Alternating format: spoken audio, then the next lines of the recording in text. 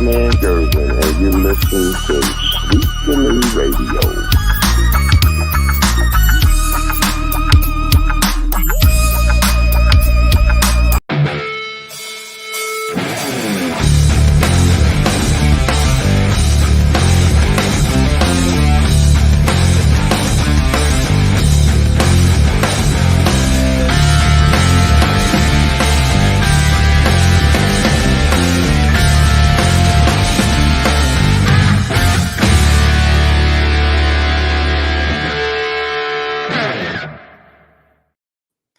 So as promised, we are back here for Sweep the League. It's the second edition of Sweep the League, but a very special edition of Sweep the League. Earlier, Gio and I brought to you the regular Friday afternoon delight edition. This is the special NHL preview edition of Sweep the League. We're going to be joined by two very, very special guests. They are both hosts of the Besse Boys Podcast, Barry Besse and his son Carson Besse. They're going to be joining me here in just a second. Who are we previewing? Obviously, we're previewing Florida and Edmonton, the Oilers against the Panthers. We're going to let them break down this for all you NHL buffs out there. Let's go ahead and get them on here. This is the NHL preview of Sweep the League.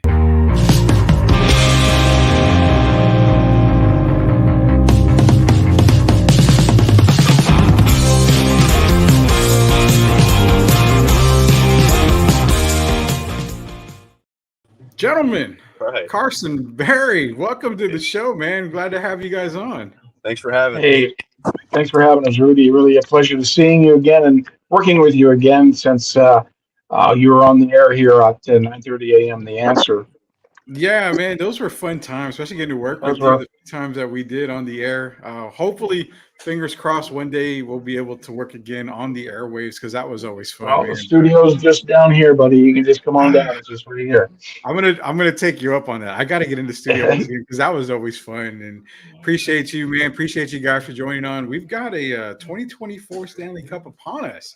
Edmonton against Florida, and from what if I'm not mistaken, Barry, you're an Edmonton fan. I think you're an Edmonton fan just by the shirt you're wearing. Yeah, just a little bit. Well, I was, I'm originally from Canada, and I was born in northern Alberta, but I was raised about 30 miles south of Edmonton. So I was around in the whole time of the 80s, great Oiler teams that won 5 Stanley Cups.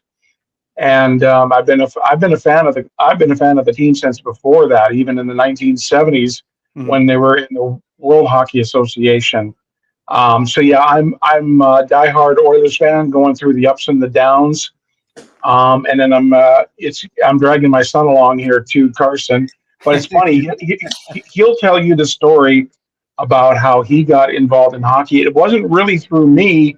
I never pushed him into saying, "Hey, I want you to watch hockey. I want you to watch hockey." He's got a great story about how he got into hockey and being such a passionate and really and you'll hear, and you've heard him before. He's probably, if not one of the best hockey analysts I've ever heard in my entire life. And I'm not just saying that because he's my son, but it's really true. I don't doubt it, man. I listened to the Besse podcast that y'all have, the Besse podcast y'all have, and it's amazing. I like listening to it when I'm working. Very informative, and I love it. I'm not much of a hockey guy.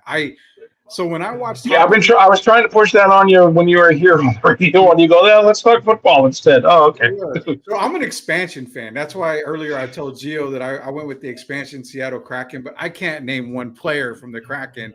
I just will support it, the team itself. But before that, I mean, you're talking. I kind of watched a little bit when Gretzky was in LA. That was obviously before he was in Edmonton, right? Beforehand. It was after he was in Edmonton. Yeah, after everybody started in Edmonton with Mark Messier. Is that another one? Yeah, it was Mark Messier and Wayne Gretzky played together in Edmonton, along with greats, Hall of Famers like Glenn Anderson, Yari Curry, Grant Fuhr. The list goes on and on and on about hockey Hall of Famers that played on those. Oilers, Paul Coffey, who's now one of the assistant coaches of the Oilers, he played in there. There's a list of hockey Hall of Famers, and they all started their career in Edmonton. Yeah, so I have a bet with Gio off air that said, he goes, you can't name 10 hockey players. And I said, all right, I'm going to get the boys on the podcast and see if I get these right. So we're going to do that bet before we get to the preview first. So you guys got to give me the check mark. So I named Gretzky. I named Messier. Patrick Waugh was another one? Yes. Yep. Okay, goalie. Montreal Canadiens and Colorado Avalanche. Paul Correa, is that another Yep, one? that's one. He Mighty played. Ducks, right? Play the Ducks. Okay. I gotta leave. Mario Lemieux. I remember Lemieux. Mm-hmm. Yep. Yarmir Yager. Yep. Both with Pittsburgh. Pittsburgh. Those are both Pittsburgh. Jeez, I'm on 6. I'm trying to get Alex Ovechkin. Yes, Washington. Mm-hmm. Sidney Crosby. Yep, Pittsburgh. PK Subban. Yep, he played. He played with New Jersey and Washington. Connor McDavid. Yep, there's 10. You got your 10. There you go. That's 10, Brody. Yeah, all right. All right, we hit the 10 mark. So now Gio owes me something. I'm gonna collect on that bet here pretty soon. Now I want you to name. Now I want you to name all the players who have come from Slovenia. Oh God. Luka Doncic is one. Hey, there you go. He's technically in a final, so we can go with that right there. No, man. Hey, I'm joined by Barry and Carson of the Besse Boys Podcast. Great podcast. Take a look at it. Subscribe to their podcast. Everything NHL. It's very informative, especially with the with Lord Stanley Cup upon us. The game starts tomorrow, if I'm not mistaken. Edmonton and Florida. So for guys that are into hockey, that know about hockey, and then you've got the guys that are kind of going to be recreationally watching it, like myself. What is the preview we can get for Edmonton versus Florida players to watch? I mean, is there storylines behind it?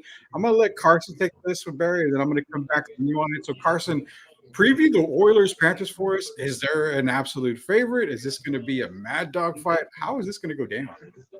So I'm going to tell you right now, there's no favorite, I don't think, in this series. This series is going to be very high-octane energy. Both teams are very offensively potent, can score a lot at any time. Last series, actually, the Panthers, who won the Eastern Conference, they defeated the regular season champions, if you want to say. The President's Trophy is what it called, the New York Rangers. The best team in the entire NHL in the regular season, and they beat them. It seemed like no problem. They outplayed them every step of the way. Their speed is unbelievable. Their goaltending is top tier. They probably have going in the playoffs, one of the top 3 goalies in the whole playoff right now. Defense wise, they've been locking it down, but I think this is going to be very just back and forth. There's not really going to be any lulls in entertainment or action throughout this whole series. Obviously, players wise, you want to look for Edmonton. McDavid, number 97. He's the big market player, the best player in the league, and has been for years. He's by far the most entertaining player to watch in the league. Probably the fastest player in the league, but his ability just to knife through defense is uncanny. And then for Florida is going to be very interesting because as much as they're offensively potent, they have more guys on there that are willing to kind of mix it up a little bit and get their nose dirty. So they're not afraid to like go and lay hits or to just hit the best players on Edmonton to kill their offensive groove. But overall, this is going to be a very, very entertaining final. I personally think Edmonton's going to win, not just because the Oilers are Dad's team, but I mean, we've watched the playoffs. I've seen the season. I've seen the Panthers play live this year. Actually, one of the games I went to in Pittsburgh this year, the Panthers were playing the Penguins, and this matchup's going to be awesome. But I think Edmonton overall just their top players are better than Florida's. Their top 2 lines in their offense are way better, and their depth has been pretty solid as a team, and their defensemen have been playing good defense. I think it's just going to be up to whichever goalie is better out of the 2 teams will end up winning the Stanley Cup. But it's going to be energy. It's all going to be energy. That's a hell of a preview right there, Barry. I mean, definitely broke it down. That's why he's the smart one of the bunch here. Well, I'm going to go. It's so funny because he's got it all in his head, right? Mm-hmm. Well, I have it all in front of me on a computer screen. He's got it all in his head. I can vouch for that for myself because I'm over here looking at the sides of the screens. I'm like, okay, who do I have here? I know one guy on both teams, and that's Connor McDavid. I don't know anybody else on that. But you know, Barry, if we're looking at matchups for Florida and Edmonton, if you had to zone in on one matchup, whether it be McDavid against somebody, you know, what's that one matchup going into this series that a lot of fans are going to be looking forward to? Or, like I said, people that want to watch out and when they're watching the game, what they want to kind of watch out for? Is there a particular rivalry going on in this matchup to where fans are going to be like, I'm going to be dialed into these two guys? Well, I think if you want to talk about rivalry, of course, because they're in different conferences, so they only play each other twice a year. But there's players on the Florida Panthers that used to play for the Calgary Flames, who are the Edmonton Oilers' arch rivals, and one of the biggest arch rivals and one of the biggest nemesis of the Edmonton Oilers in the past has been Matthew Tkachuk, who has been in Florida now a couple of years, and he's not the captain of the team, but he's definitely one of the leaders. I think that if you look at how teams are trying to play against the Oilers, and specifically Connor McDavid, they're trying to. They're not going to stop him. They're just trying to slow him down. And of the teams that the Oilers have played, the Kings, the Canucks, and the Dallas Stars, I think Florida will have a better shot. Not just one guy, but they're going to have to rely on a couple of 2-3 guys to try to slow him down. Maybe, you can't stop him. You can hope to slow him down. But then if you worry too much about Connor McDavid, you've got other guys on the team like Leon Draisaitl and Zach Hyman and Ryan Nugent-Hopkins who can do. So you asked for a specific matchup. I think you're going to see, like Carson said, it's going to be a physical series, but it's the Matthew Tkachuk, former Calgary Flame, that is going to be really up for this battle because he's looking for his first Stanley Cup, and he wants to win it against Edmonton because it was such a rivalry when he was in Calgary. That would be a good one to watch there. And I guess with you back at Barry, does Florida have any possible chance in this matchup?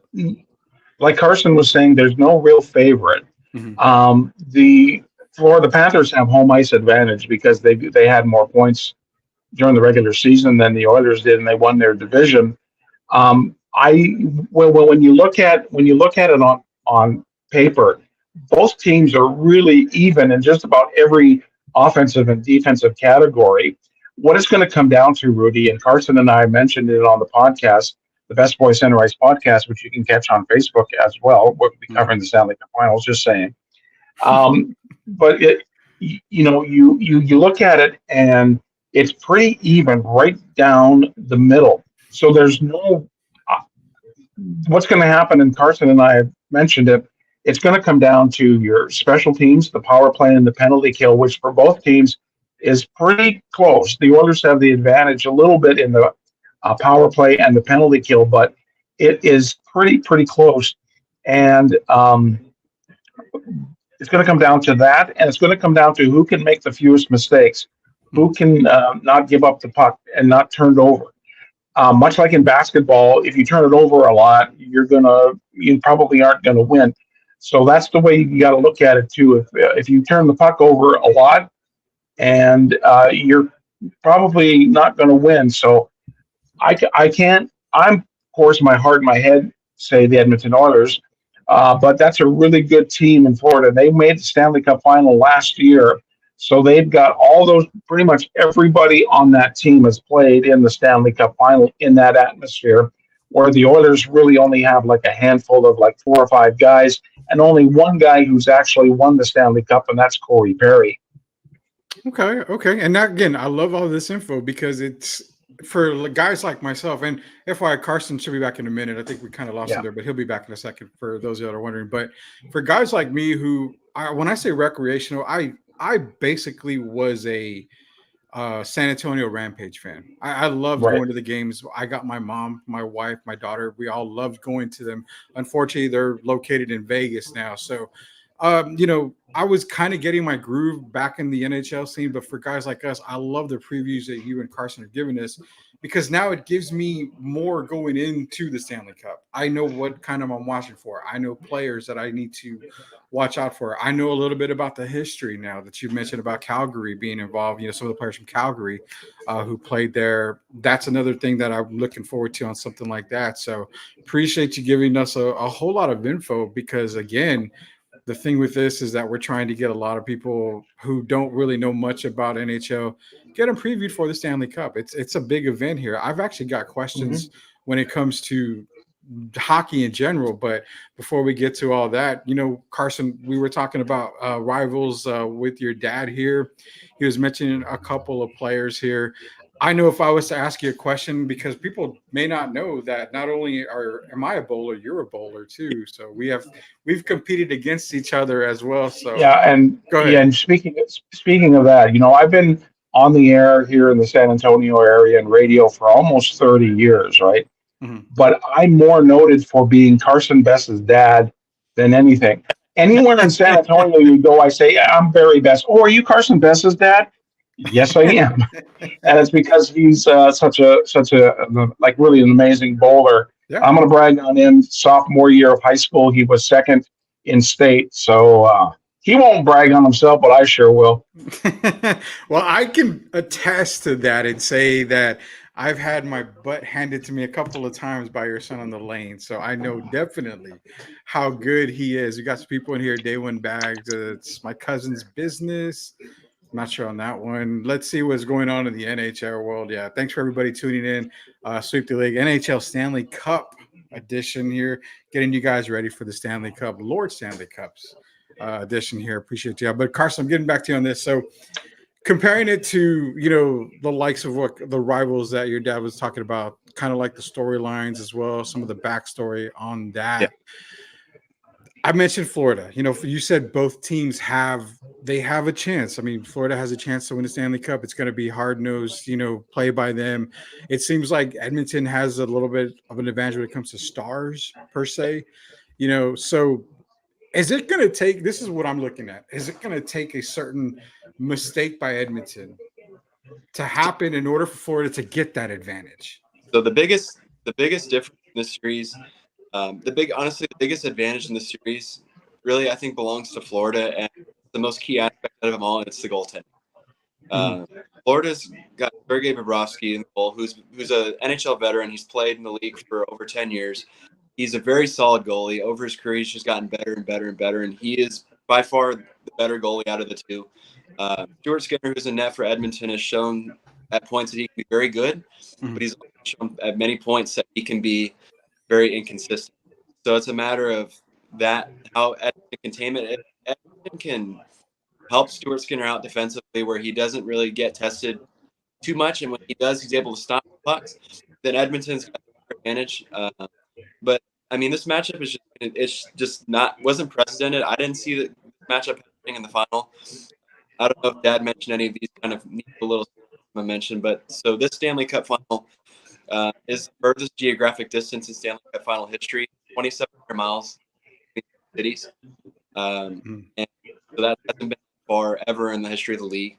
And also the two coaches coaching these teams are very different. Paul Maurice, who's coaching the Florida Panthers, has coached almost 1,900 NHL games in his career. Chris Knobloch, who's coaching the Oilers right now, has coached 62 games. And so that's also the furthest distance between.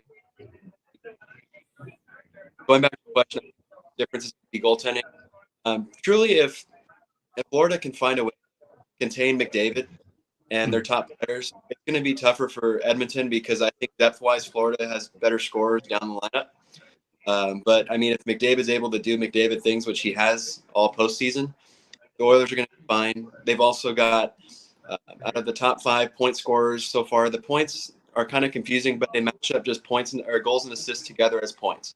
So if a player has like 10 goals, 10 assists, he has 20 combined points. And in the playoffs, Edmonton has 4 out of the top 5 point scorers on their team. Wow, in the whole, man. That's all teams wide in the playoffs. Wow. But I mean, Florida, up and down the lineup, Florida's got more scoring consistency as far as like bottom players, even off Edmonton's. But I still think Edmonton has they can just Stewart's melt down a little bit, and he's play the way he did in the end of Dallas, because the last 3 stars, he only allowed 4 goals in the last 3, which is very good. So they'll have a very good chance of playing that way. Yeah, man. So again, listen to the Besse Boys Podcast. It's Carson and his dad, Barry. Great podcast. All your NHL coverage, especially for Stanley Cup coverage, you're going to get it from these guys. You can find them across social media. Just search Besse Boys Podcast. It's definitely going to be an interesting series. And for one, it's weird because Gio mentioned it earlier, and he's like, it's weird because hockey's one of those sports where you kind of catch it from time to time.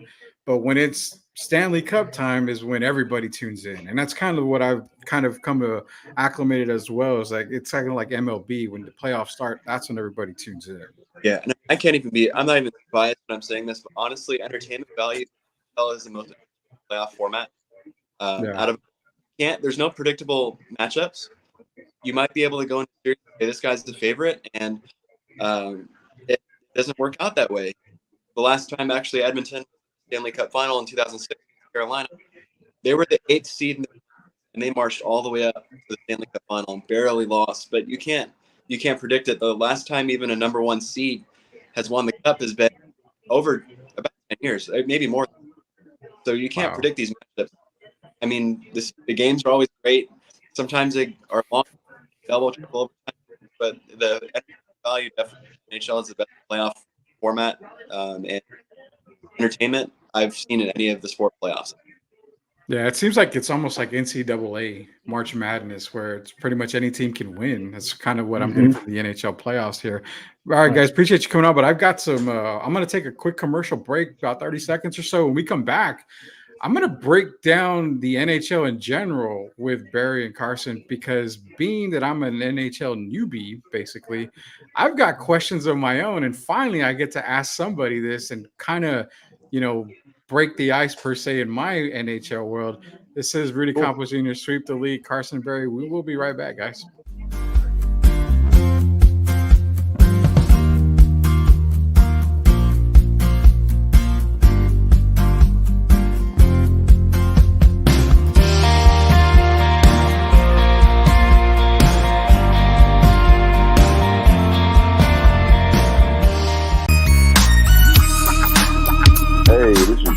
Iceman Gervin, and you're listening to Sweep the League Radio.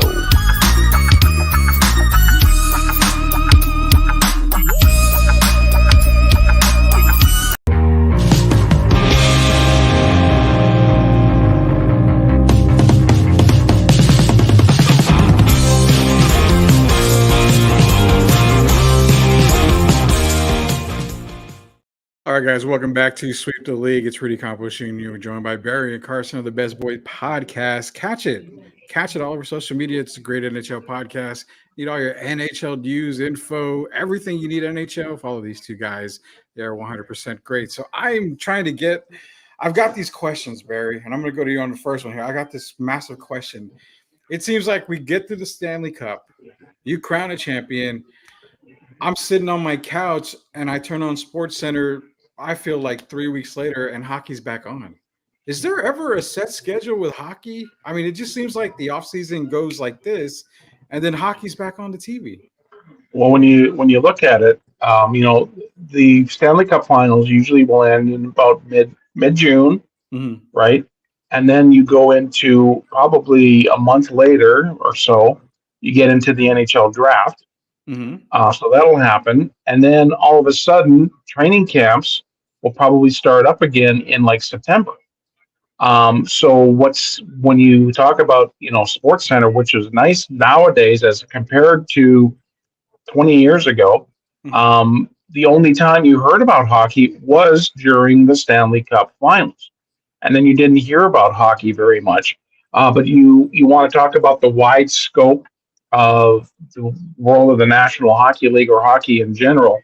Take a look at around social media. Take a look at the other 3 major sports in North America: Major League Baseball, the National Football League, the NBA, and talk to some of the players, some of the commentators. And you got guys like Charles Barkley, and Shaquille O'Neal who are invested in watching the NHL playoffs. You've got Jason and the Kelseys on the New Heights podcast, right? You've got them talking about the Stanley Cup. You take a look at we went to Dallas for Game 3, Carson, or Game 2. Carson and I went to Dallas for the Western Conference Final Game 2, and there's Dallas Cowboys are there. Travis Kelce was there. So hockey is caught on in the last few years, and I've always said I compared hockey a lot in the speed to basketball because it was up and down, up and down, up and down. But to me, I think hockey, and I guess maybe speaking from a biased point of view, is really coming up as not just the bottom tier of the four major sports in the United States or North America, but it's coming right up there. Now, if you were to go across the border, north of the border, it's hockey all year round. Yeah. Like even in the off season, on shows like yours, Rudy, like Sweep the League, they're still talking hockey. Like it like if you're watching any of the playoffs, the conference finals, and you see in Edmonton, for example, during even when Edmonton were playing in Dallas, the arena that the Oilers play in, Rogers Place, was full of fans, and there was no game on; it was on the screen. And even during the game in Edmonton, people are outside in what's called the mosh pit, which is just a place to watch the game outside. And it's just crazy.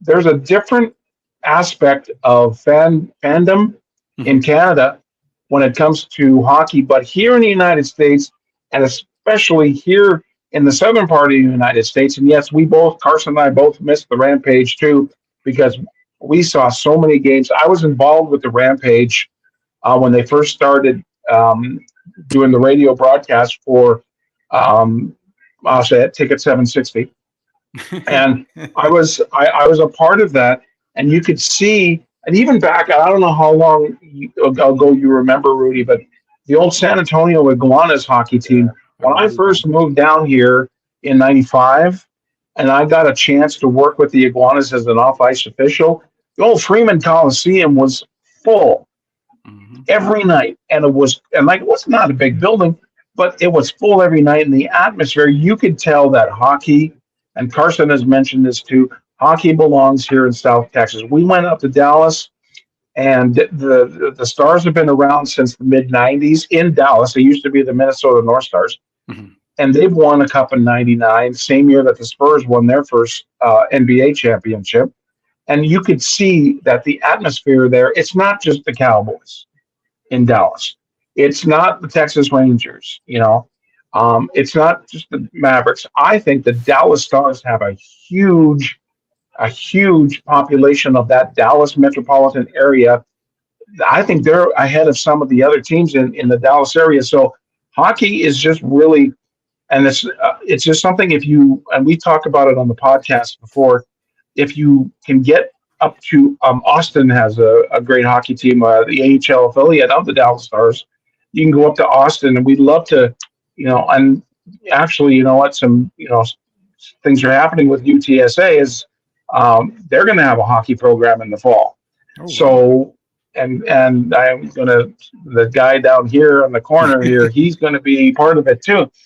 And so hockey is just, you got to go see it live. And then you may not understand it, Rudy, but you go see it live, and you've seen Rampage games. It's just the atmosphere is just something else. So when my mom, I remember telling her, "Look, Mom, let's go to a Rampage game. I've been to a couple. I enjoyed it. I loved it. You're right. Seeing it live, it does no justice like we're seeing it live. It's amazing."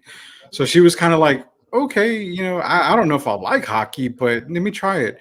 The first night she went, she fell in love with it. And then the next game I took her to was during the Chimuelos, when they would do the Chimuelos nights where they had those types of jerseys and stuff. When she left that, at that time, it was the AT&T Center at the time. When she left, she was talking about season tickets. And I'm like, wow. This woman never bought a season ticket to anything. Like, period.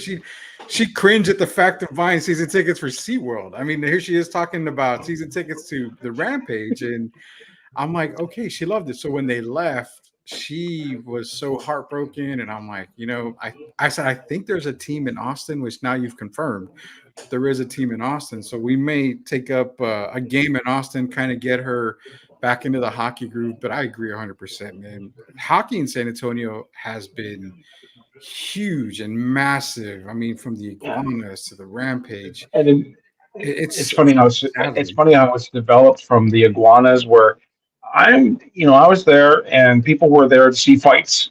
Really, That's they were there to see fights. And then as we evolved from the Iguanas into even the San Antonio Dragons of the IHL into the San Antonio Rampage, the hockey knowledge of people around here has gotten better and more and more and more. Where I would used to sit in the stands and try to have to explain to people what was going on in the ice, the people behind me were explaining to other people what was going on to the ice. So I would love, and Carson too would love to see another hockey franchise down here in San Antonio. The Texas Stars are not that far away, and when you're talking about the AHL, you're talking about the guys that are the next level up from the National Hockey League.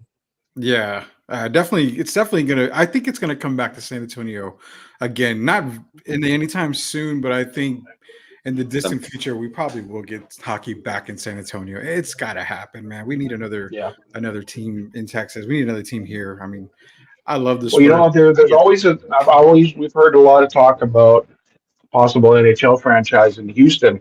Houston used to have a great AHL franchise in the Arrows, and even and that goes back to the WHA days too, in the 70s, where the Arrows were. So hockey in Texas works. We know it works in Dallas. We know it works in San Antonio. It's just we got to bring it back.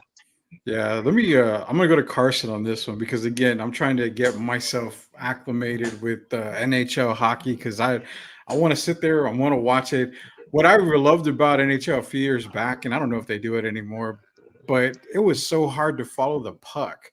They used to have the red line just following everything. That had to drive. Did that drive you crazy back in the day?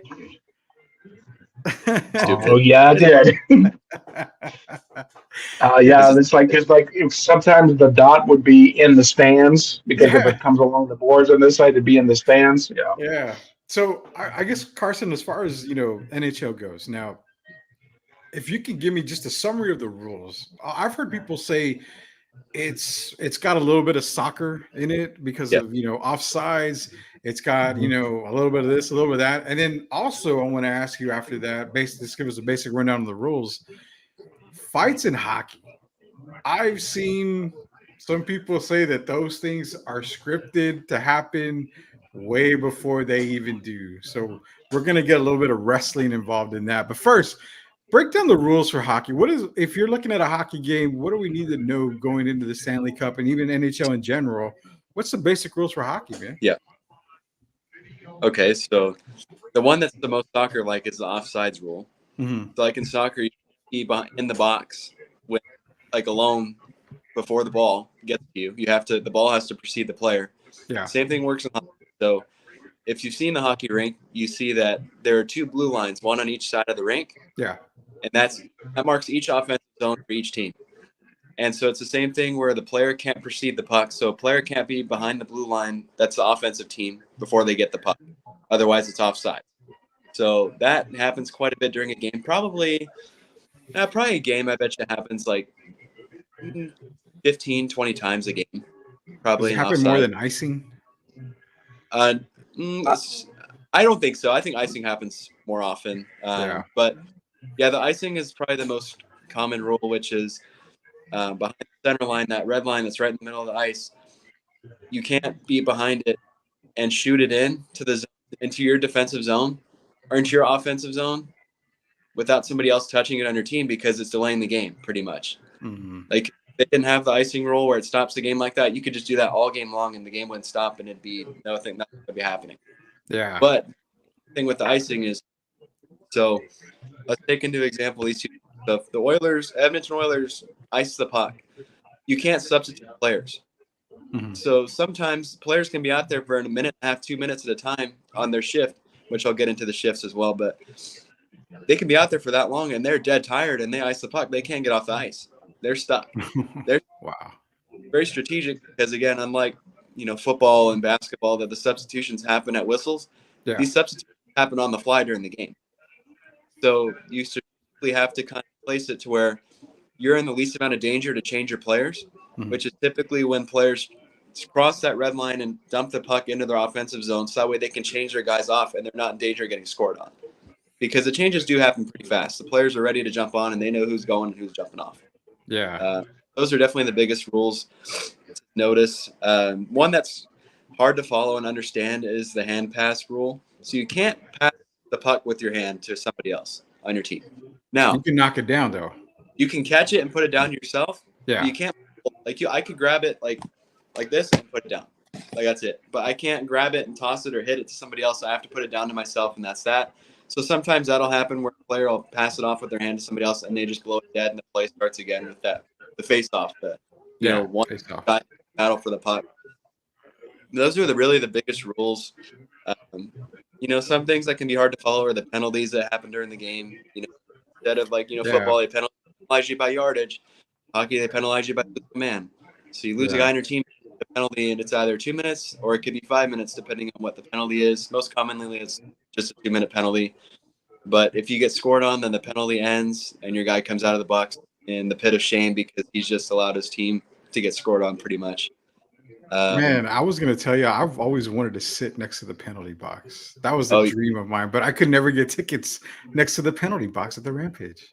That'd probably be a pretty good thing. And even then, the fights aspect of the game. The fights, this year, I think were a lot more publicized this year. Mm-hmm. There were a lot of good fights in the league. And as far as them being scripted, they're honestly really not. The furthest that they can go back with, maybe something earlier in the game happens. Sometimes like a dirty hit will happen. One team commits a dirty hit and they know they know the player that committed the hit. And later during the game for retribution, they go out and they'll fight because for payback. Okay. I'm not letting that happen to my team. Most of the time it's just on the fly. Both go together and okay, let's go, let's fight. Do it. Now, there are some times where, there are times where you get a couple of players and they've been jawing at each other for a while, and they'll be in the face-off circle. And if they happen to be mic'd up, you'll hear them go, "Okay, you want to go?" And they said, "Well, yeah, okay, let's go." And then so they'll kind of decide there before, because you can't fight until the puck is dropped. Where you'll see a lot of times, as soon as the puck is dropped, these guys will start fighting. So there's a lot of times where these guys are chirping at each other. And then they'll go, "You want to go? You want to go?" And then they'll get together, and it's almost like, "Okay, we're gonna do this, right? Yeah, we're gonna do this." So it's not quite WWE scripted, but these guys, and there's just sometimes where it just happens because a hard hit or stuff like that. But I love it when these guys are looking at each other, going, "You want to go? Yeah, I want to go. Okay, well, let's go now. Or you want to go in the second period?" It's so they're going to fight, and I think people have been talking about years taking fighting out of hockey, but I don't think that's right, because if you take fighting out of hockey, you got a stick in your hands that these guys could use. I'd rather see them go duke it out, and not use the stick as much. Exactly. Yeah. And honestly, so this year, if you have time, whenever you have the time, look up on YouTube. Earlier this year, actually, it was only a couple months ago. There was a big fight that happened between the New York Rangers and the New Jersey Devils. This was in, I think, March. Mm-hmm. And so you have 5 players on each side and then the 2 goalies. As soon as the game started, they dropped the puck. 2 seconds into the game, all 5 players from each side are fighting each other. All 5 of them. Oh my God. So that's awesome. Over the 6 lasted a few minutes. It took forever to get the penalty sorted out. But yeah, the fights aren't WWE scripted, but there can be over game occurrences that are okay, little dirty things are going on, or they're yapping at each other. Okay, let's settle this, because to settle it once and for all, they take the 5 minutes sitting down in the penalty box and they get put back in the game.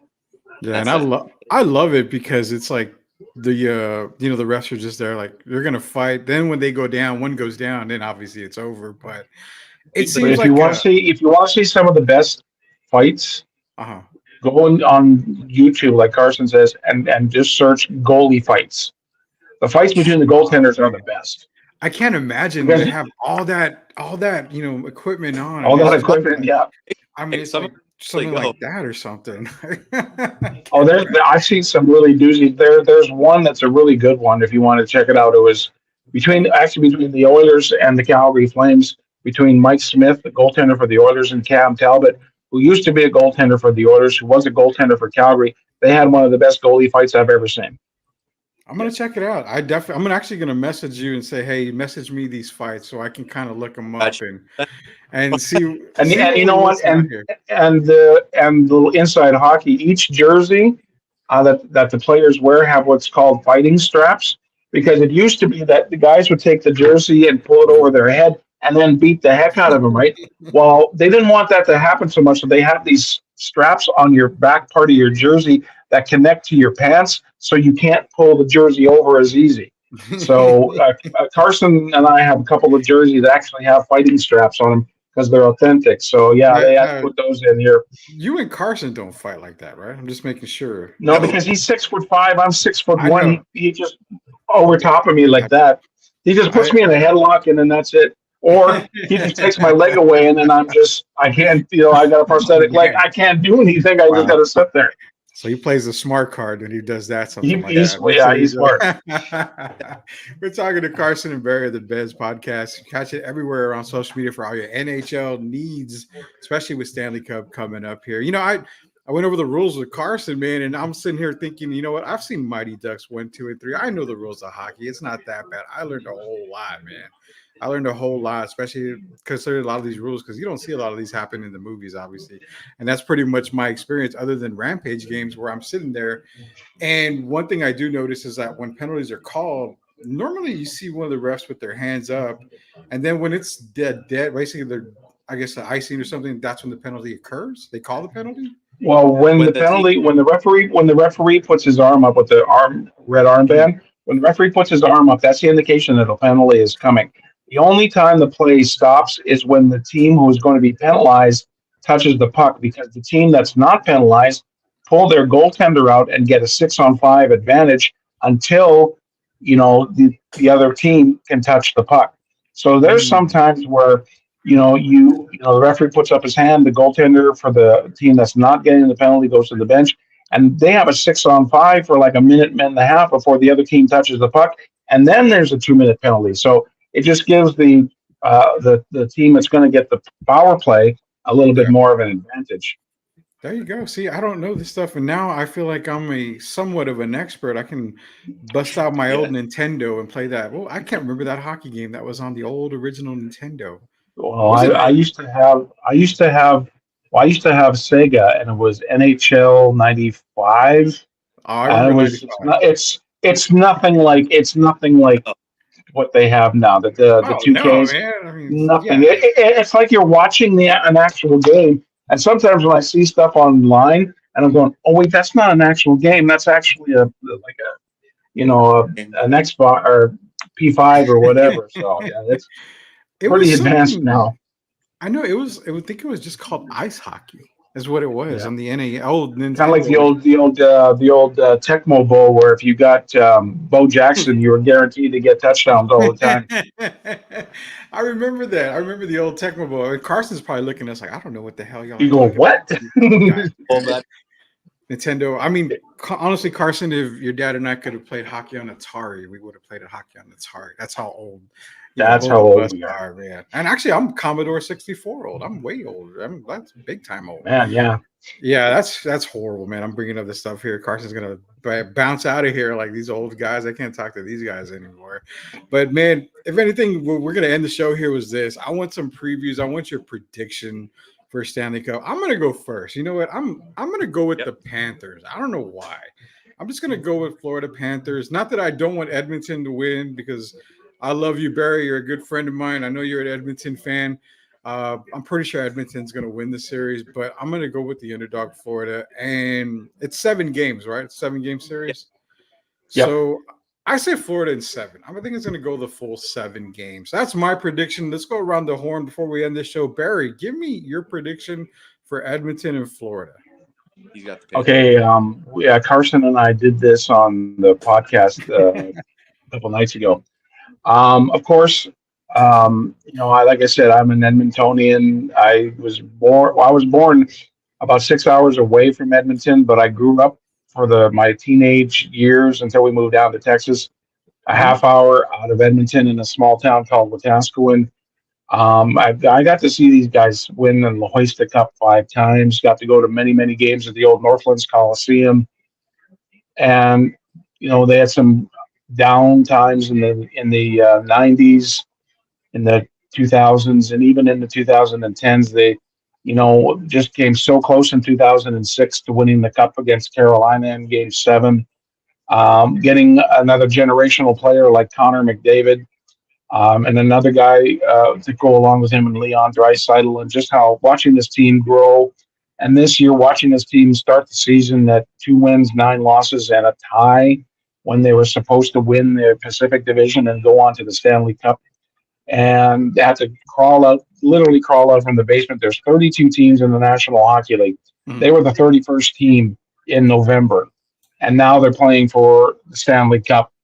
I am, of course, like, you can talk my head, my heart. Everything is. I just am going for the Edmonton Oilers. Florida Panthers is a great team. I don't dislike Florida, even though Matthew Tkachuk was a Calgary Flame, and there was many, many battles of Alberta between the two teams, that he was a pain in my side. But I love Sergei Bobrovsky, the goaltender. I love the coach, but I really think that when it comes right down to it, watching the Dallas series with the Oilers, watching them play, not to play the Vancouver Canucks, and in the second round, I just think the Oilers are on a roll, and it's destiny. It's been 34 years since the Oilers have won a Stanley Cup. The last time a Canadian team won the Stanley Cup was in 1993, when the Montreal Canadiens won the Stanley Cup. There's been teams that have made the Stanley Cup. The Canadiens made the Stanley Cup a couple of years ago. The Vancouver Canucks made it in 2011. But it's been a long, long time since the Canadian team has hoisted the Stanley Cup. I'm going with the Edmonton Oilers.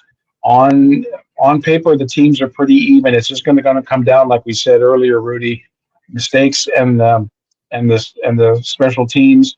And then also, I'm going to give you my the MVP of the playoffs is called the Conn Smythe Trophy winner. And much like the NBA Finals MVP, I'm going to put this out. I think that Leon Draisaitl, who is it's easy pick for McDavid because he is the greatest player in the league. I'm going with Leon Draisaitl to win the MVP of the Stanley Cup playoffs. There you go, straight from the mouth himself, Barry over here. So he's taking Edmonton. I think Carson mentioned earlier who he's taking, but we'll let him repeat it here for this segment. Thinking with my heart, I got Edmonton winning in 6 games, but with my head, it's hard to see Florida losing this series because I just think the goaltending is better. And so I don't know if Dad mentioned this while I was away for a couple seconds with my phone, but the Panthers made the Cup final last year. So this is their second straight Cup final appearance, and last year's Cup final was one of the worst ever. Honestly, it was so boring. And even the Cup clinching game last year, Game 5, when the Vegas Golden Knights won the Cup, they beat the Panthers 9-3. So it was a close game. It's hard for me to see Florida losing twice in a row in the finals, but I think my heart outweighs my head. I got Edmonton winning in 6 games. I think they're going to win at home. Connor McDavid, who's their superstar player, has done everything in this league and won just about every award you can win besides the Stanley Cup. Once he wins a Stanley Cup, he's for sure cemented his Hall of Fame legacy, and as well as being one of those generation players who win a Stanley Cup, like Gretzky's, Lemieux, Crosby's, Ovechkin's, that have won a Stanley Cup. and he will be a part of that special group with winning this. So I think, I'm going to take my heart over my head that the Oilers are going to win the series. Well, I hope I didn't jinx you guys because I'm sorry. Hey. I went with Florida. You know what? This is going to be just a fantastic series. I think it's going to be one of the best Stanley Cup Finals we've had in a long time. It's going to be one. Only one team can win the Stanley Cup. Yeah. There's 32 teams that at the beginning of the year, they want to win the Stanley Cup. It's down to 2, and it's going to be just the better team on that day will win the game. It's just you know what, Carson and I talked about this before. We're not just Edmonton Oilers fans, and I don't know if we have time, but Carson's story about how he became a Pittsburgh Penguins fan is pretty cool. We're not just an Edmonton Oilers fan and a Pittsburgh Penguins fan, but we're hockey fans, and we just like seeing the game of hockey and seeing a great game. And this is going to be a really, really great series between two of the best teams in hockey right now. 100%. Gotcha, man. Hey, y'all previewed the hell out of this series, and I'm actually more excited to watch it now than I was going, before we started talking here. So now I kind of got a little bit of insight on him, and I remember Carson, his story. So I'll tell you what, when we come back in maybe about a week, I'll get you guys back on. I'm gonna get Carson's story on his backstory on the hockey, how he became a hockey fan and all that, because it's cool. My dad was, my big sports guy, and I talk to certain players, I talk to certain people, and they're surprised, like, how do you know about this guy? How do you know about that guy? How did you become a fan of this team? It all goes back to him. So hearing the father and the son story talks and all that sports stuff, it's definitely appealing. It's definitely amazing to me. So I'll get you guys back. We'll get Carson's backstory on that because I'm dying to hear it. And I'll tell you what, we'll do it soon because Father's Day is around the corner. I'd love to do that for a Father's Day type. Yeah, don't forget that, Carson. Father's Day is just around the corner. Father's Day. So I'll gift you a replica Stanley Cup. Okay, that'll work. Yeah, that'll work. Well, for Father's Day, we're gonna have to have y'all both do because I want to hear this story. But not only that, real quick, man, if I bowled against Carson in 50 games, I probably would end up losing 50, right? More than likely. Well, at least Carson used to, when I first lost my leg, and I wanted to start doing some activities, Carson was my bowling coach. And I would do I couldn't go up the approach and stuff like that. Dude would laugh at me. So at least he's not going to laugh at you but he'll laugh. He laughed at me the whole time. I think own it. It was recently that I actually bowled not against him, but I bowled against his team. Yeah, Tuesday night recently, and they kept giving me crap because I shot okay that night. I mean, it was they did. I'm like, luckily, I think I was bowling against his second bowler that night. I don't think I was bowling Brandon. I love watching Carson bowl, and not just because he's my son, but he is by far one of the best bowlers, and everybody knows him. When we went to the state tournament that year, it was here in San Antonio. It was his sophomore year, and there were people from North Texas that knew who he was. Yeah, so that's why I'm proud to be known as Carson Besse's dad. Yeah, that was my dad when I moved to my wife and we moved to Ohio for 2 years and walked into the bowling center in Eastern Lanes, Middletown, Ohio.